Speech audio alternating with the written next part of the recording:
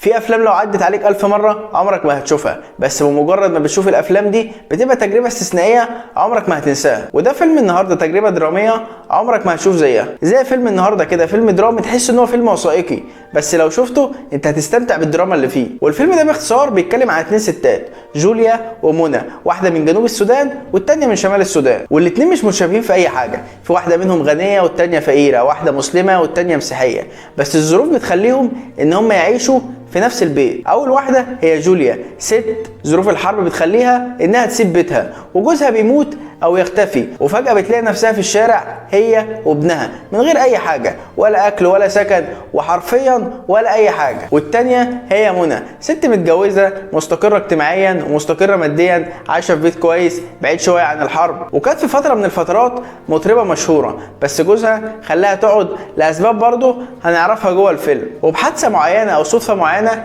الاتنين دول بيعيشوا مع بعض. يا ترى ايه اللي هيحصل؟ ده اللي هنعرفه في الفيلم ده.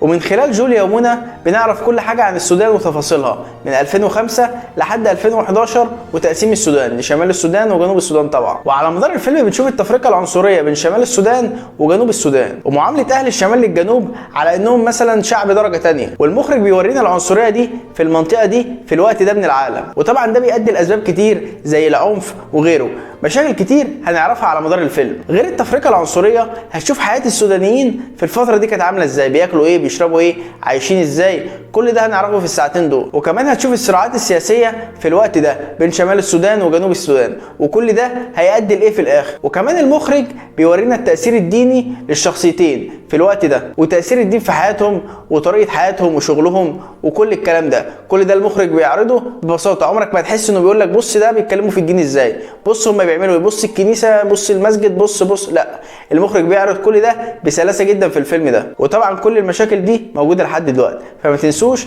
تدعوا لأهلنا في السودان. فيلم وداع عن جوليا فيلم محترم جدا بيتكلم عن طبيعة السودان والدراما اللي موجودة في السودان سواء في شمالها أو في جنوبها، وبيوريك كمان مجتمع السودان ده عايش ازاي، بيفكر ازاي، طبيعة عيشتهم عاملة ازاي، وايه المشاكل اللي بيواجهوها. فعلا الناس دي بتعاني، ومش من دلوقتي، لا الناس دي بتعاني من زمان. كل اللي هم فيه دلوقتي نتيجة للتراكمات السياسية والصراعات السياسية اللي موجودة جوه البلد دي.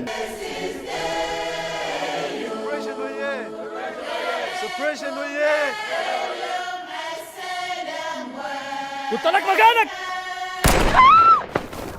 الفيلم عبارة عن رحلة ومغامرة انت تستمتع بيها من اول دقيقة لحد اخر دقيقة. لو شفت فيلم وداع عن جوليا قول رأيك في الكومنتات، ولو انت لسه مشفتوش انا بنصحك بيه. ولو وصلت لحد هنا ما تنساش تعمل لايك وسبسكرايب عشان ده بيساعد جدا. ودلوقتي هتكلم عن مسلسل من احلى المسلسلات اللي انا شفتها مؤخرا، والمسلسل ده من المسلسلات اللي انت هتتصدم وانت بتتفرج عليها. كل ما الاحداث ماشية انت عمال تتصدم، وخصوصا انه قصة حقيقية وقصة حقيقية مشهورة كمان. واللي هيخليك عايز تكمل احداث المسلسل ده ان اللي حصل معاه الاحداث دي في الحقيقة هو بطل المسلسل ده، اللي اتغير بس البطلة، ودلوقتي عاملة قضية على نتفليكس عشان بتقول مش هو ده اللي حصل، وكانت عاملة لقاء مع بيرسي مورجان موجود على يوتيوب لو عايز تشوف. والمسلسل ده باختصار بيتكلم عن بنت بتقابل شاب بالصدفة، وعلاقتهم بتتطور لصداقة وبس. ومن هنا حياة الشاب ده بتتحول لجحيم. وطول المسلسل هتسأل نفسك سؤال واحد بس، مين الضحية، الراجل ولا الست؟ والشاب بتاعنا شغال في كافيه في لندن، بس هو جاي اصلا عشان يبقى ستاند اب كوميدي، بس بيجرب كذا مرة وبطبيعة الحال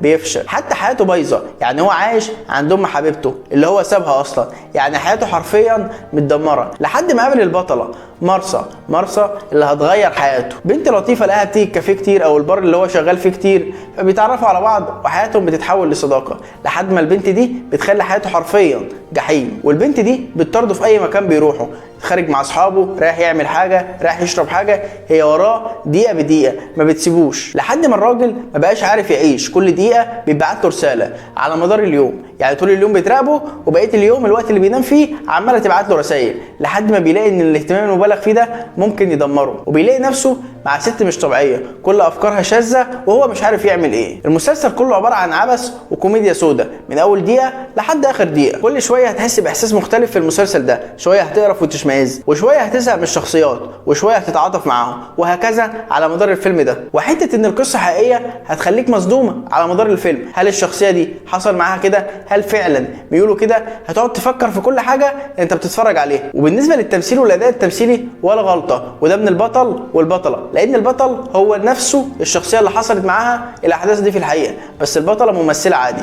بس الشخصيه الحقيقيه طلعت في برامج وقالت هرفع قضيه على نتفليكس واللي انتوا بتقولوه ده ما حصلش، وطلعت مع بيرسي مورجان واحد من اشهر الاعلاميين في العالم وقالت كل ده ما حصلش وهم بيتبلوا عليا وهكذا. ولو عايز تدور شويه على يوتيوب هتلاقي كل الفيديوهات اللي بتقول الكلام ده. Can you let go of my hand now, please? Martha, please let go. Don't you dare!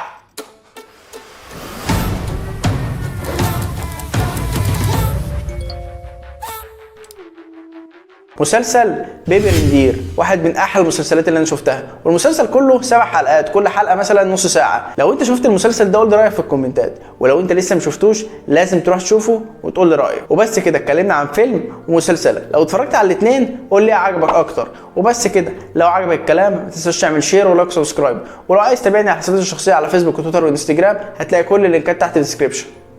وبس كده، سلام.